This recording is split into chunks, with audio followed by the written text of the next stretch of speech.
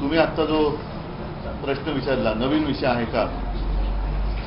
विषय तर रोज नवीन नवीन आहेत, मात्र काही विषय हे खूप वर्षांपासून जसेच्या तसे आहेत. मी गेले काही दिवस कुठे माझी काही प्रतिक्रिया दिलेली नव्हती, कारण गणपती उत्सव होता, त्याच्यानंतर आता आपला दसरा मेळावा होणार. साहजिकच आहे, दसरा मेळाव्यात मला जे बोलायचं ते मी विस्ताराने बोलणारच आहे. आज मात्र मी जरा अस्वस्थ आहे, उद्विग्न आहे. तो एवढ्यासाठी, सध्या आरोग्य यंत्रणेचे जे काय 3:13 वाजलेले आहेत, 12 वाजलेले आहेत, ते बघितल्यानंतर खरोखर संताप येतो. कारण महाराष्ट्रामध्ये जेव्हा जगभरामध्ये कोरोनाचं संकट होतं, तेव्हा महाराष्ट्रामध्ये महाविकास आघाडीचं सरकार होतं, मी मुख्यमंत्री होतो. आज मी मुख्यमंत्री नाहीये, सरकार महाविकास आघाडीचं नाहीये. महाराष्ट्र तोच आहे, आरोग्य यंत्रणा तीच आहे. पण ज्या आरोग्य यंत्रणेने एक जग व्यापून टाकलेलं संकट, त्या संकटाचा सामना केला, यशस्वीपणाने केला, त्याच महाराष्ट्राची दुर्दशा हे सरकार बदलल्यानंतर चव्हाट्यावरती आलेली आहे. कोरोनाच्या काळामध्ये मग मुंबई मॉडेल असेल, महाराष्ट्र असेल, याच यंत्रणेने हेच डॉक्टर होते, डीन होते, परिचारिका त्याच होत्या, वॉर्ड बॉय तेच होते, यांनी जीवाची बाजी लावून रुग्णांची सेवा केली. आणि कोरोनावरती इलाज नसताना सुद्धा जी काही औषधं वापरली जात होती, ती औषधं अगदी महाराष्ट्रातल्या कानाकोपऱ्यात, दुर्गम भागामध्ये सुद्धा पोहोचवण्याचं काम या यंत्रणेने केलं होतं.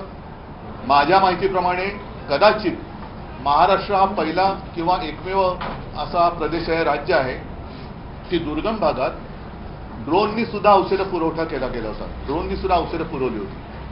मी स्वतः नंदुरबारच्या एका टोकाच्या लसीकरण केंद्राला भेट दिली होती. तिथे सुद्धा लसीकरण झालं होतं. कुठेही औषधांचा तुटवडा नव्हता, लसीचा तुटवडा नव्हता, डॉक्टर व्यवस्थित होते.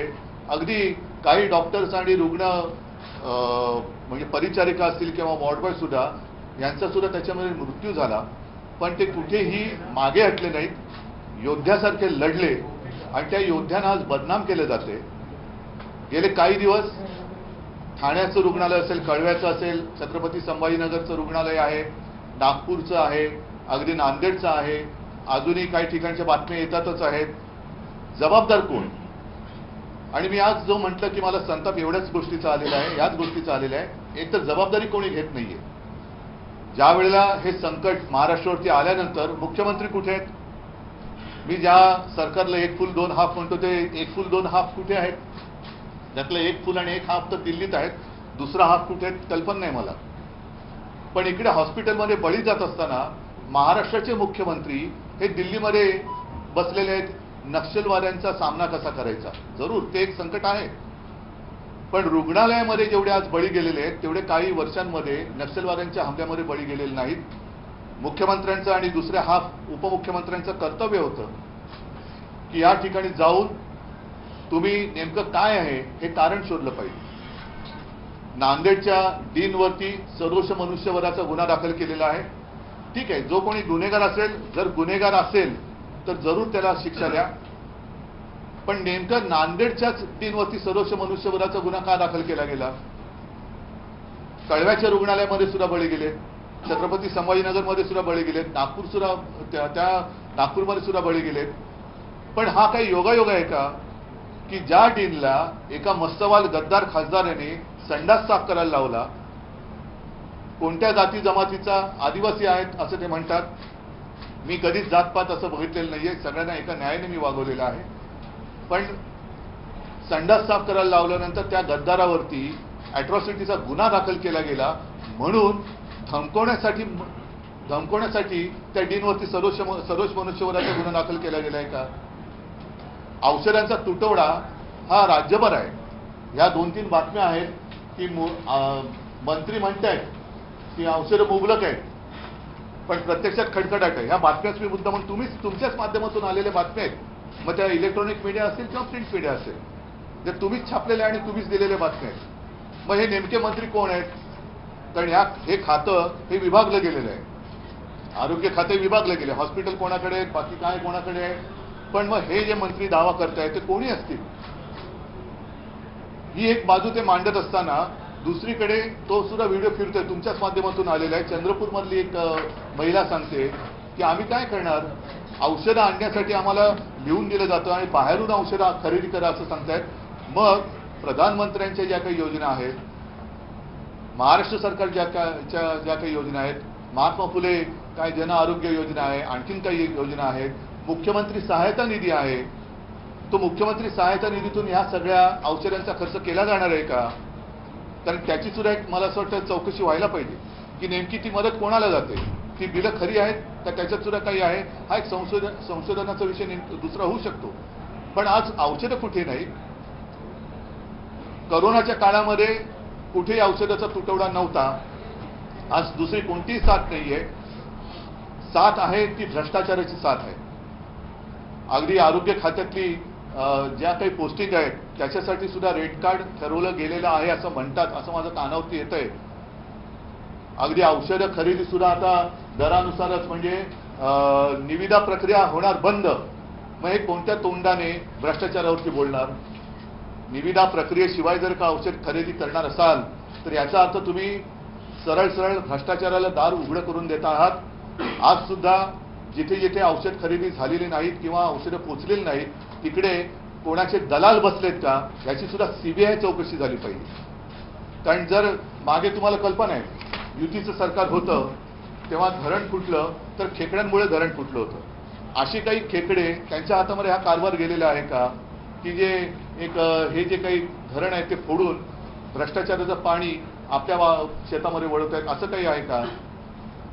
हा सगळा जो प्रश्न आहे, मला असं वाटतं हे सरकार आज सामराने सुद्धा अग्रलेख लिहिलेला आहे, यमाचा दरबार यांनी स्थापलेला आहे. हे सरकार हे नंतर आज आता गोरेगावला पहाटे आग लागली, मुख्यमंत्र्यांनी लगेच मदत जाहीर केली, ठीक आहे, ती करायलाच पाहिजे. पण नुसतं मृतांच्या नातेवाईकांना मदत घेऊन भागतंय का?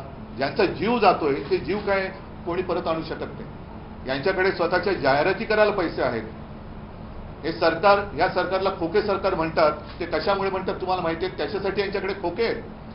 गुजरातमध्ये जाऊन मजामस्ती करायला, गुवाहाटीला जाऊन मजामस्ती करायला, गोव्यात जाऊन टेबलवरती नाचायला यांच्याकडे पैसे आहेत. पण महाराष्ट्रातील रुग्णांचे जीव वाचवायला यांच्याकडे पैसे नाहीत. असंच सरकार, या सरकारची आता मला असं वाटतं निपक्षपातीपणाने सीबीआय चौकशी झाली पाहिजे. मी निपक्षपातीपणाने एवढ्यासाठी म्हटलं कारण काही जणांवरती जे गुन्हे दाखल केले गेले होते त्यांच्या चौकशीचा फार्स करून त्यांना क्लीन चिट देण्यात आली. हा चौकशीचा फार्स आहे. म्हणजे नुसते विरोधकांच्या मागे चौकशीचं शुक्लकाष्ट लावायचं आणि स्वतःच्या भ्रष्टाचाराला मोकाट कुरण सोडून त्याच्यावरती चराला द्यायचं, हा काय कारभार नाहीये. आणि या सरकारबद्दल मी एक फुल दोन हाफ जे म्हटलं त्यातले दुसरे जे उपमुख्यमंत्री आहेत अजितदादा पवार, ते जेव्हा आमच्यामध्ये होते, विरोधी पक्ष नेते होते, त्यांनी कोर्टाने या सरकारवरती मारलेले ताशेरे जे होते ते भर सभेत बोलले होते. ते ताशेरे म्हणजे हे सरकार नपुसक आहे. कोर्टाला हे कळलेलं आहे की हे सरकार कसं आहे. अगदी सर्वोच्च न्यायालयाला सुद्धा कळलेलं आहे. पण हे सरकार आता लवकरात लवकर घालवलं पाहिजे, कारण ह्याच्या या भ्रष्ट कारभारामुळे लोकांचे आता बळी जायला लागलेले आहे. आणि म्हणून मला असं वाटतं की जनतेने सुद्धा आता जागं झालं पाहिजे. मी महाराष्ट्रातल्या तमाम शिवसैनिकांना आणि शिवसेनेच्या पदाधिकाऱ्यांना एक विनंती करतोय की ज्या काही तक्रारी माझ्यापर्यंत पोहोचत आहेत त्या काही माध्यमातून सुद्धा येत आहेत, काही माझ्या शिवसैनिकांच्या माध्यमातून पण येत आहेत. सर्वांना सांगतोय, आपापल्या जिल्ह्यातील आपापल्या तालुक्यातील सरकारी रुग्णालयात जाऊन तिथल्या डीनना आणि डॉक्टर्सना विश्वासात घेऊन, कारण ते गुन्हेगार नाहीये, औषधाचा पुरवठा होत नाही हा काही त्यांचा दोष नाहीये, पण वस्तुस्थिती जी काही आहे, कुठे कुठे हॉस्पिटलमध्ये औषधं किती पोचलेली आहेत, किती तुटवडा कधीपासून आहे.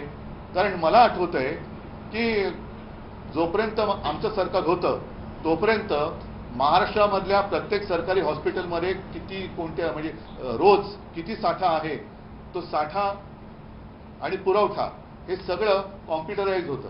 ती पद्धत आज चालू आहे का? नसेल तर ती कोणी बंद केली? आणि जो मंत्री ज्याला कळलं की हाफकिनच्या माध्यमातून औषध खरेदी होते तर त्यांनी विचारलं की कोण आहे हाफकिन.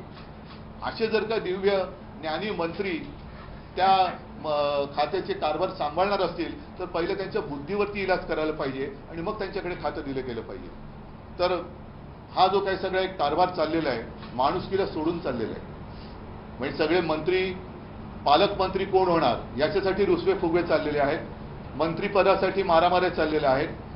औषधं खरेदीसाठी पैसे नाहीत पण परदेशवाऱ्या चाललेल्या आहेत. लोकशाही स्वतः चुरगणासारखी टेबलवर पडलेली असताना आपले ट्रायब्युनल जे आत्ताचे आहेत ते म्हणजे पेशंट टेबलवरती आणि डॉक्टर दौऱ्यावरती अशी त्याची परिस्थिती होती. तर असा हा सगळा उथळ कारभार चालू असताना महाराष्ट्राच्या जनतेने आता या मंत्र्यांना ठिकठिकाणी जाब विचारला पाहिजे. नुसतं डीनवरती ढकलून हे चालणार नाही. कारण आज काही डॉक्टरांनी सुद्धा एक लेख लिहिलेला आहे, मला वाटतं लोकमतमध्येच आलेलं आहे. डॉक्टर मुळके का काहीतरी त्यांचं नाव आहे, डॉक्टर मुळके, बरोबर आहे. त्यांनी तेच म्हटलेलं की सगळे खापर डॉक्टरांच्या माथी का मारताय, बरोबर आहे. आणि मी हेही मान्य करतो की आमचं सरकार असताना सुद्धा काही जागा रिक्त होत्याच, पण त्याचा फटका हा आम्ही रुग्णांना पडू दिला नव्हता. दुसरा एक महत्त्वाचा मुद्दा असा की गेल्या 4-5 दिवसात जे काही बळी गेलेत त्याला कारण एक हेही असू शकेल, त्याची सुद्धा चौकशी झाली पाहिजे की जेव्हा सलग सुट्ट्या येतात तेव्हा डॉक्टरांच्या ड्युटी ह्या लावून दिल्या जातात. नाहीतर सगळेच थोडे सुट्टी म्हटल्यानंतर शिथिलता येते. खाजगी रुग्णालयामध्ये सुद्धा एक सुट्टीचा नाही म्हटलं तरी वातावरण असतं, कारण डॉक्टर सुद्धा माणसं आहेत. पण त्यावेळेला यंत्रणा म्हणून जी काही असते ती यंत्रणा तिथे दिसते, प्रशासने तिथे दिसतं की ह्या सुट्टीच्या दिवसामध्ये थोडंसं ड्युटी अरेंज करून त्यांना ती द्यायचं की जेणेकरून रुग्ण आल्यानंतर किती कोणत्याही आजाराचा असला तरी त्या ह्याचा एक तरी डॉक्टर तिकडे हजर पाहिजे. तर ह्या ड्युटीज लावल्या गेल्या होत्या का? औषधं नसतील तर औषधं कशामुळे नाही आहेत? आणि आता विना निविदा जर का औषध खरेदी होणार असेल तर हे भ्रष्टाचाराला उघड उघड आमंत्रण आहे. आणि मग हे भ्रष्टाचाराविरुद्ध लढणाऱ्या पंतप्रधानांना सुद्धा मान्य आहे का? हाच माझा एक प्रश्न आहे. या विषयावर हिअरिंग होत होती आता हायकोर्टमध्ये. सरकारच्या असं म्हणणं आहे की गावाचे जे रुग्णालय आहेत त्यात पेशंट एकदम सिरियस झाल्यानंतर ऍडमिट होतात म्हणून मृत्यू पाठी. हे आता नवीन काय पद्धत आली का? आतापर्यंत काय अशी रुग्ण येत नव्हते हॉस्पिटलमध्ये? हा म्हणजे अत्यंत नालायकपणा आहे, निर्घुणपणा आहे. पेशंट सिरियस झाल्यावरती आला तरी तो औषधाविना का जातोय? मग तुमच्याच माध्यमातून जे काही दिसतंय, आज मी म्हटलं ना चंद्रपूर, त्यांना लिहून दिलं जातं, औषधाच्या लिस्ट दिलं जातं, हे औषध बाहेर जाऊन खरेदी करा. मग जर का पेशंट सिरियस असेल तर त्या चिंतेत असलेल्या रुग्णांना तुम्ही बाहेर जाऊन औषधं खरेदी करून आणायला होतं का? तुमच्याकडे औषधं का नाही? पेशंट सिरियस असेल किंवा नसेल पण इलाज करणे तुमचं काम आहे. म्हणून तर तुम्ही सरकारी हॉस्पिटल ती यंत्रणा उभी केलेली आहे. तिकडे औषधाचा पुरवठा होतोय की नाही? आणि जर आता पुन्हा सांगतोय विदाऊट टेंडर औषध खरेदी करणार असाल तर मग चौकशी कोणाची चौकशी करणार? राज्य सरकारने जे कारण दिलंय न्यायालयामध्ये आता त्यांचं म्हणणं की मनुष्यबळ कमी आहे आणि त्यामुळे अशा प्रकारचे मृत्यू घडतात. त्यानंतर खर्च म्हणजे उच्च न्यायालय सुद्धा मनुष्यबळ, मी पुन्हा एकदा सांगतो, मनुष्यबळ किंवा काय मी असं म्हणतच नाही की आमच्या वेळेला मनुष्यबळ पूर्ण होतं, आमच्या वेळेला सुद्धा कमी होतंच. पण त्या मनुष्यबळावरतीच आम्ही करोनाचा सामना केला होता. त्याच मनुष्यबळावरती तेच डॉक्टर होते, हीच यंत्रणा होती. पण त्याच्यात रुग्णांची संख्या खूप होती, औषधं म्हणजे इलाज नव्हता. तरी देखील जी काय औषधं वापरली जात होती त्या औषधांचा कुठे आम्ही तुटवडा होऊ दिला नव्हता, ऑक्सिजनचा दिला नव्हता. आता मात्र कसली साथ नसताना भ्रष्टाचाराची साथ आलेली आहे, त्याचे हे बळी आहेत. हायकोर्टाने सांगितलेलं की जर याच्या पुढे मनुष्यबळ की कमी की वजह से या फिर मैन पावर या दवाई की कमी की वजह से कोई भी मौत होती तो उसे हम बर्दाश्त नहीं करेंगे. नामदेड नाही, पण त्याच्यावरती काय होतंय, मी पूर्ण कोर्टाचा आदर करून बोलतोय की कोर्टाने कुठेतरी यांना धडा शिकवला पाहिजे, एक कुठेतरी कारवाई केली पाहिजे. त्याच्याशिवाय सुधारणार नाही. कारण कोर्टाने ताशेरे मारल्यानंतर यांच्याकडनं वेळ मारून नेली जाते आणि पुन्हा कोण अशी दुर्घटना घडल्यानंतर पुन्हा तेच येरे माझ्या मागल्या ते सुरू होतं. म्हणून मला असं वाटतं की एकदा यांना दणका कोर्टाने दिला पाहिजे. विशेष म्हणजे सर्वोच्च न्यायालयाने सुद्धा आता लोकशाहीचं जास्त अंत न पाहता निर्णय दिला पाहिजे. जून महिन्यामध्ये मेडिकल कॉलेजेस मधल्या सर्व जवळपास 400 डॉक्टरांच्या घाऊक बदल्या मोठ्या प्रमाणात झाल्या होत्या आणि त्यामुळे भाऊक की भाऊक मोठ्या प्रमाणात नाही म्हणून म्हटलं भाऊक म्हणजे भावना नाही, त्या भाऊकचा अर्थ तुम्हाला कळला असेल. धक्कापडकी बदल्या अशा झाल्या होत्या आणि त्यातले जवळपास नाही आता सध्या डॉक्टर्स आता जे पोस्टिंग चाललेलं आहे हे मी आरोप करत नाहीये, ही कुजबूज आहे. आताची जी पोस्टिंग आहे त्याचं रेट कार्ड ठरवलं गेलं असं माझ्या कानावर आलं. उद्धवजी, तुम्ही विद्यमान सरकारच्या आरोग्य व्यवस्थेवर म्हणजे त्यांच्या माध्यमातून जी आरोग्य व्यवस्था सुरू आहे त्यावर चिंता व्यक्त करत आहात, पण विद्यमान सरकार तुमच्या नेतृत्वाखाली झालेल्या प्रकारांकडेही बोट दाखवते. ते जाऊ द्या. कोविड काळात असे झालेला भ्रष्टाचार असेल, म्हणूनच माझं म्हणणं आहे, झालेली मृत्यू असतील, हा तुमचा प्रश्न, नवजात बालकांचा झालेला मृत्यू असेल विदर्भातल्या एका हॉस्पिटलमध्ये, या गोष्टींकडेही तुमचे हा तुमचा प्रश्न त्यांच्या वतीने अगदी योग्य आहे. हा तुम्ही त्यांच्या वतीने विचारलेला प्रश्न मला अगदी योग्य आहे. पण तरी देखील मी अभिमानाने सांगेन की त्यावेळेला करोना काळामध्ये महाराष्ट्र सरकारने केलेलं काम हे सर्वोत्तम आहे म्हणून जागतिक दर्जावरती गौरव त्याचा झाला होता. आणि त्याच काळामध्ये राज्यातल्या सर्वोत्तम मुख्यमंत्र्यांमध्ये माझं नाव येत होतं. हे माझं कौतुक नव्हतं, तर या यंत्रणेचं कौतुक होतं. त्याच्यामुळे नुसती बोटं दाखवून चालणार नाहीये. आता जे काय यांचं खोटं सगळं पडलेलं आहे त्याच्यावरती बोला. आज तर कुठेही साथ नाही. मनुष्यबळ हेच होतं, डॉक्टर हेच होते. आणि त्यावेळेला तर निविदा प्रक्रियेतनं औषधं खरेदी केली जात होती, हाफकिनच्या माध्यमातून केली जात होती. आता जर आरोग्य मंत्र्याला हाफकिन ही संस्था आहे तर आता कोणतरी दलाल आहे हेच माहिती नसेल तर ते कोणाकडे बोट दाखवणार? आरोग्यमंत्री यामध्ये कुठेही चित्रात दिसत नाहीये ना. त्यांनी जाऊन भेट घेतलेली आहे. महाविकास आघाडीमधील जे माजी मंत्री नेते ते जाऊन तिथे भेट देतात, मात्र आरोग्यमंत्री कुठेही या चित्रामध्ये नाही. ते पोस्टरवरती दिसतील तुम्हाला. तेच तर नाही, यांच्या जाहिराती करायला यांच्याकडे पैसे आहेत. या सगळ्या यात्रा सहली करायला, आमदार इकडे तिकडे फिरवायला, खासदारांना फिरवायला पैसे आहेत, मात्र औषधं खरेदी करायला पैसे नाहीत. हे फार संतापजनक आहे. नाही, आता याच्यापूर्वी बघा, शेवटी जबाबदारी कोणीच घ्यायला तयार नाहीये. जालनामध्ये मराठा समाजाचं जे जरांगे पाटलांच्या नेतृत्वाखाली आंदोलन सुरू होतं त्याच्यावरती अतिरेक्यांसारखी पोलीस कारवाई झाली, कोणीच जबाबदारी घेतली नाही. वारकऱ्यांवरती लाठी हल्ला झाला, कोणीच जबाबदारी घेतली नाही. बारसूमध्ये तर महिलांना अत्यंत निर्घुणपणाने मारहाण केली, कोणीच जबाबदारी घेतली नाही. आता सुद्धा मुख्यमंत्र्यांच्या तळव्यामध्ये सुद्धा काही दिवसापूर्वी बळी गेले तरी सुद्धा मुख्यमंत्री तिकडे फिरकले नाहीयेत. आता नागपूरमध्ये बळी गेले, उपमुख्यमंत्री फिरकले नाहीत. म्हणजे हा निर्घुणपणा आहे. म्हणजे एक तर गणपतीच्या दिवसांमध्ये नागपूर बुडालं होतं तरी आपले मुख्यमंत्री बॉलिवूडच्या सिनेतारकांमध्ये फोटो काढण्यामध्ये व्यस्त होते. का नागपूरमध्ये ज्यांच्या घरात पाणी घुसलं त्यांच्या घरात गणपती नव्हते का? ते हिंदू नव्हते? म्हणजे जर तुम्हाला हिंदू मुस्लिम करायचं असेल, गणपती घरी होते म्हणत असाल तर गणपती त्यांच्याही घरी होते ज्यांच्या घरामध्ये नागपूरमध्ये पाणी घुसलं. मग तेव्हा मुख्यमंत्री का नाही गेले? ते आपल्या सहकुटुंब सहपरिवारासह सगळ्यांना फिरून बोलून बॉलिवूडच्या ताऱ्यांसोबत फोटो काढण्यात मग्न होते. आता सुद्धा मुख्यमंत्री का जात नाहीत तिकडे? तर एकीकडे सरकार म्हणतंय की फंड डिस्बर्स केले जात आहेत, पण दुसरीकडे 30% 70%चा जो घोळ आहे प्रोक्युअरमेंट होत नाहीये. हाफकिन म्हणतंय आता आमच्या हातात काही नाहीये. कुठेतरी एक नॉन कोऑर्डिनेशन आहे आणि सरकार सिरियस नाहीये असं वाटतंय. नक्कीच माझ्या म्हणण्याचा रोग तोच आहे की महाराष्ट्र आता 1960 सालापासून महाराष्ट्र एक राज्य अस्तित्वात आलं. त्याच्यानंतर गेले इतके वर्ष आपलं कारभार चाललेला आहे, एक यंत्रणा लागलेली आहे. आणि मी पुन्हा सांगतो की करोना काळामध्ये जी यंत्रणा होती तीच यंत्रणा आता सुद्धा आहे. मग करोनामध्ये ज्यांनी महाराष्ट्र वाचवला ती यंत्रणा आता नालायक कशी काय होऊ शकते?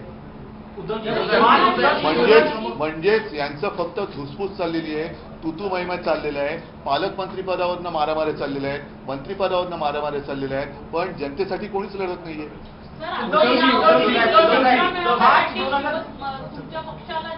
त्याच्यावरती मी नंतर बोलेन आणि दसरा मेळाव्यात मला जे बोलायचं ते मी बोलेन. मृत्यू झाले त्या ठिकाणी तुम्ही प्रत्यक्ष जाऊन काही माहिती घेणार का किंवा पाहणी करणार? काय जाऊन पाहणी करू? हे जर असंच दिसत असेल तर पाहणी तरी काय करायची? गेलेल्या माणसांबद्दल जाऊन सांत्वन तर करायला पाहिजे, हा भाग वेगळा. पण माझं म्हणणं तेच आहे की असं मी कोणीच नाहीये, मी मुख्यमंत्री नाहीये. आणि जसं तुम्ही प्रश्न विचारला, माझं पक्षही चोरलाय, चिन्हही चोरले, पण ज्यांनी चोरलंय ती चोर मंडळी इकडे काय नाही जात. काम त्यांचं आहे, कर्तव्य त्यांचं आहे. आणि हे सुद्धा जर आम्ही करायचं असेल तर मग हे कशाला पाहिजे? आमचं सरकार पाडलंच कशाला? आम्ही तर करत होतो काम. मग आता हे जात का नाही? चोर कंपनी जात का नाही तिकडे? औषधाच्या मुद्द्यावर मार्च 2023 मध्ये एक बॉडी बनवण्यात आली, पण 6 महिने झालेले आहेत, अजूनही मेंबर. आणखीन एक गोष्ट मला सांगा, करोनाच्या काळामध्ये आमच्या सरकारने एक टास्क फोर्स निर्माण केला होता. आता करोनाची साथ गेल्यानंतर साहजिकच आहे, फक्त एकच आहे, दुर्दैवाने माझं सरकार गद्दारी करून यांनी पाडलं, त्याच्यामुळे मला टास्क फोर्सचं तसं काही नीट आभार मानता आले नाहीत, कारण ही सुद्धा तज्ज्ञ लोक होती आहेत. आता तो टास्क फोर्समध्ये रद्द केला गेला आणि नवीन टास्क फोर्स नेमला. त्याच्यामध्ये मला वाटतं लष्कराच्या सुद्धा अधिकारी एक त्या महिला आहेत त्यांना घेतलेले आहे. मग हा टास्क फोर्स करतोय काय? आता या टास्क फोर्सवरती काय जबाबदारी दिलेली आहे? काम काय आहे? का नेमलेला आहे हा टास्क फोर्स? मग तुम्ही जे म्हणता मी जाणार का, ह्या टास्क फोर्सला पाठवा ना तिकडे. टास्क फोर्सने जावं सगळ्या हॉस्पिटलमध्ये, राज्याचा दौरा करावा आणि विचारपूस करावी औषधं आहेत की नाही. नेमकं तुम्ही आता म्हणताय की रुग्ण सिरियस होऊन तिकडे येत आहेत, तर जनजागृती करा.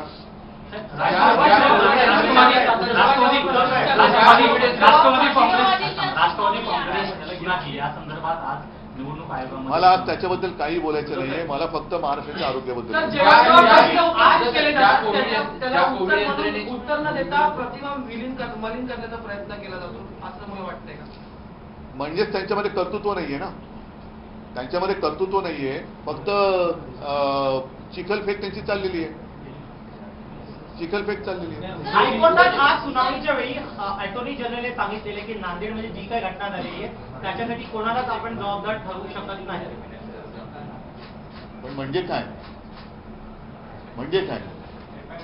मॅनपॉवर बद्दल सांगत नाहीये किंवा हो, पण त्या डीनवरती सदोष मनुष्यवधाचा गुन्हा दाखल झाला असं मी वाचलं आणि म्हणून तर मी तुम्हाला बोलवलं की जर त्यांच्यावरती त्यांना संडास साफ करायला लावला आणि म्हणून त्या गद्दारावरती जर काय अॅट्रॉसिटी झाली म्हणून यांच्यावरती सदोष मनुष्यवधाचा गुन्हा दाखल होणार असेल तर मग बाकी ठिकाणी का नाही होते?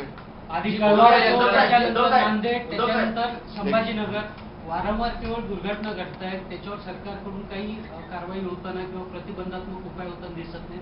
अशा वेळी काय केलं पाहिजे किंवा शिवसेना काही आक्रमक भूमिका?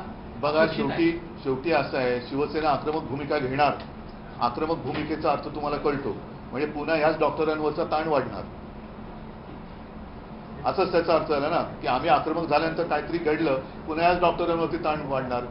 तर माझं मत असं आहे की आता शिवसैनिकांना मी एक आवाहन करतोय की प्रत्येकाच्या गावात जिथे जिथे सरकारी हॉस्पिटल असेल तिथे जाऊन या डीनना, डॉक्टर्सना विश्वासात घ्या आणि त्यांना विचारा की तुमच्याकडे औषधं किती आहेत, तुमच्याकडे औषधाचा साठा हा नक्की किती दिवसांनी येतो, कोणती औषधं आहेत, अँटीबायोटिक्स आहेत का.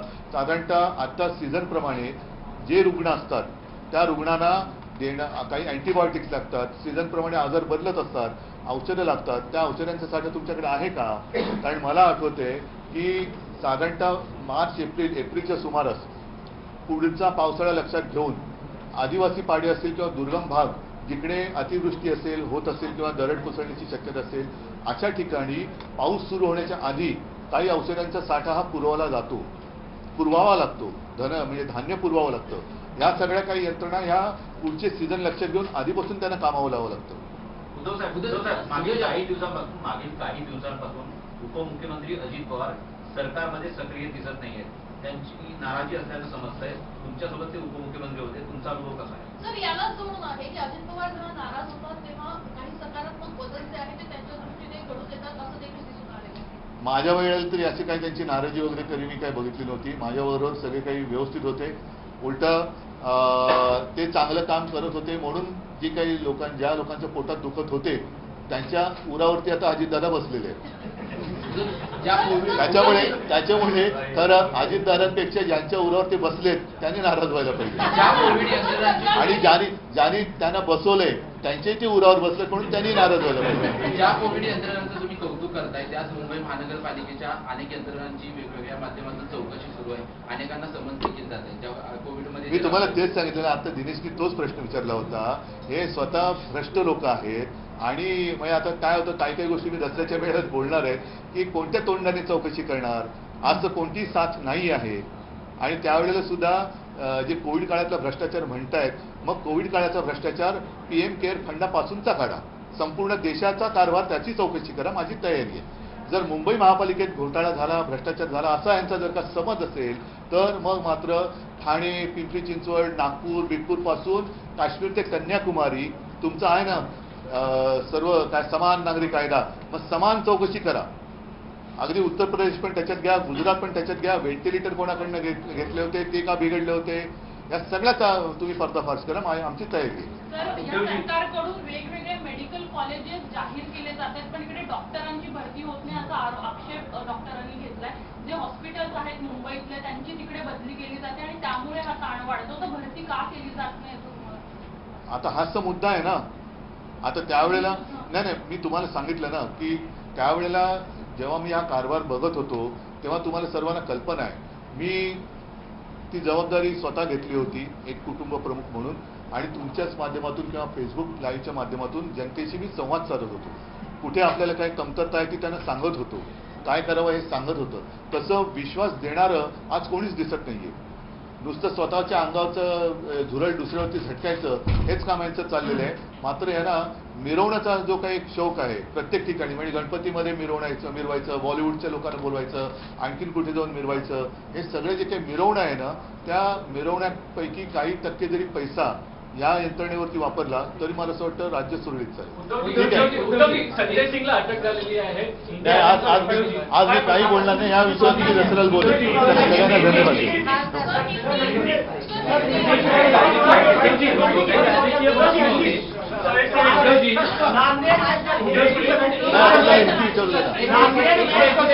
मरीज लगातार मर रहे हैं, सरकार कह रही है दवाइयाँ कमी, लेकिन जमीन का हकीकत अलग है.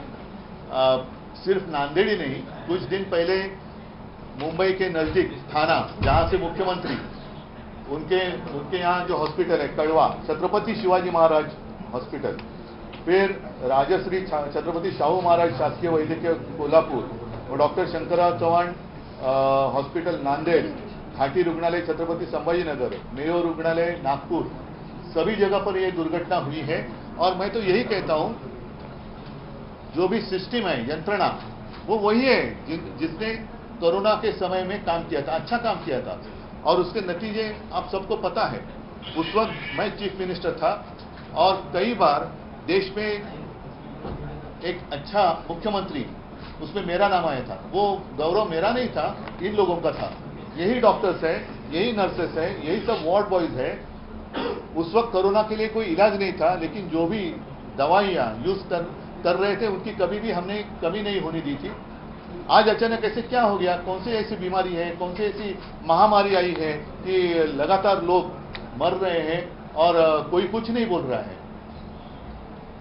कोई कुछ नहीं बोल रहा है. किसकी जिम्मेदारी है? कहाँ है हेल्थ मिनिस्टर? कहाँ है? दो हेल्थ मिनिस्टर है, एक चीफ मिनिस्टर और दो, जिससे मैं एक फुल दो हाफ कहता हूं. कहाँ गए वो लोग? मुख्यमंत्री भी नहीं है, दोनों उप मुख्यमंत्री नहीं है. मुझे जानकारी मिली कि मुख्यमंत्री और फडणवीस साहब तो दिल्ली में बैठे हैं, वहां नक्सल के बारे में, उनके बारे में कुछ मीटिंग चल रही है.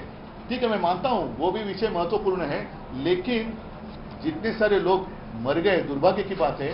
नक्सलियों के हमलों से ज्यादा लोग सरकार के अस्पताल में मर रहे हैं, तो प्राथमिकता किससे देनी चाहिए? डॉक्टर को बलि का बकरा बनाया जाए. डॉक्टर, हाँ वही मैं बोलता हूँ ना.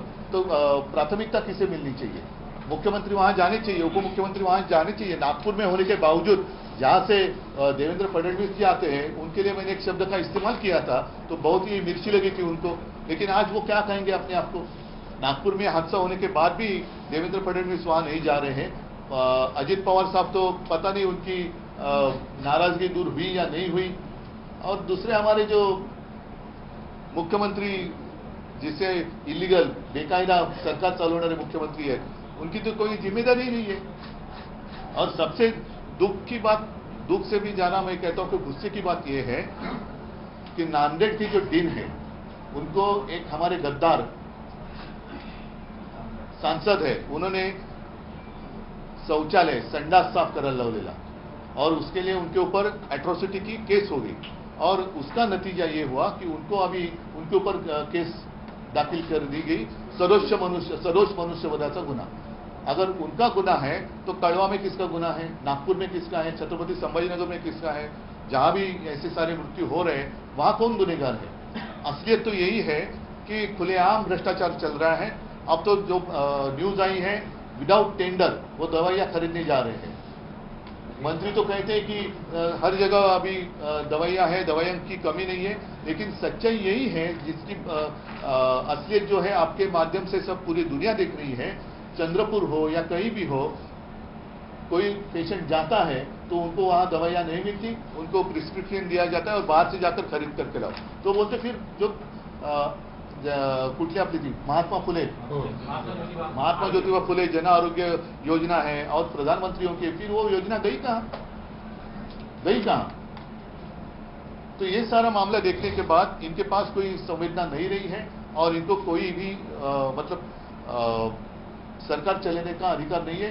सारे लोगों ने, एक तो मैं कहता हूं सरकार ने इस्तीफा देना चाहिए, अगर नहीं तो दोनों जो आरोग्य मंत्री है उन्होंने इस्तीफा देना चाहिए। हाईकोर्ट में फटकार और ये जो सब कुछ हुआ है तो उसकी सीबीआई जांच होनी चाहिए।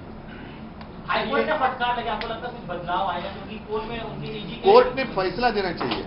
कोर्ट तो हमेशा उनको फटके देते रहती है, फटक्यावरती फटका सरकार देते, कोर्ट देते, पण सरकार एवढं निग्रहट्ट झालेलं आहे, उनको कुछ पडी नाही है उनको। म्हणजे एक राजकीय विषय होता की पहाटेच्या शपथविधीचं कौतुक अजूनही सुरू आहे, रोज नवे धक्कादायक खुलासे होत असतात। फडणवीसांनी आता नवा गौप्यस्फोट केलाय की राष्ट्रपती राजवट लागू या सगळ्या विषयावरती सहमती होती, या विषयावरती दोन्ही बाजूला पवार डील करत होते। मी या विषयावरती दसऱ्याच्या मेळाव्यात जरूर बोलेन, पण आजचा विषय जो आहे तो फार गंभीर आहे, कारण हे राजकीय विषय आहेत, पण मी राजकारण करताना माणुसकी कधी सोडणार नाही। त्याच्यामुळे माझ्या राज्यातली माणसं जर औषधाशिवाय तडफडून मरत असतील तर मी त्याच्यात राजकारण करू इच्छित नाही, पण ह्याच्यात जे खरे गुन्हेगार आहेत त्या गुन्हेगारांना सजा झालीच पाहिजे। आणि मंत्री असोत किंवा कोणी असो, त्यांचं जे काही दुर्लक्ष आहे, एक तर त्यांना त्याच्यात ज्ञान आहे की नाही हा एक महत्त्वाचा विषय आहे। आणि म्हणून मी म्हटलं ना की सरकारच्या एवढ्या ज्या योजना आहेत त्या योजना गेल्या कुठे? मग हा जो काय खर्च जनतेला करायला लावतोय तो खर्च मुख्यमंत्री सहायता निधीतून होणार आहे का? महात्मा फुले जन आरोग्य सेवेतनं होणार आहे का? प्रधानमंत्री काय योजना असेल त्याच्यातनं होणार आहे का? पीएम केअर फंडातून होणार आहे का? कोणाला प्रश्न विचारायचे कोणी? कारण प्रश्न ज्यांनी विचारला त्यांच्या मागे तुम्ही चौकशीचं शुल्क कष्ट लावता। जर ह्यांचा भ्रष्टाचार दाखवला तर हे उलटी बोटं दाखवतात, जिथे भ्रष्टाचारच नाहीये तिकडे बोटं दाखवून हे सुटू शकत नाही। कारण शेवटी कोणी किती काय म्हटलं तरी अनुभव हा सगळ्यात मोठा गुरु असतो आणि तो अनुभव या सरकारच्या ही जनता घेते आहे। ही जनता यांना न्यायालयाचे फटकारे बाजूला, पण ही जनताच यांना निवडणुकीत फटका दिल्याशिवाय राहणार नाही।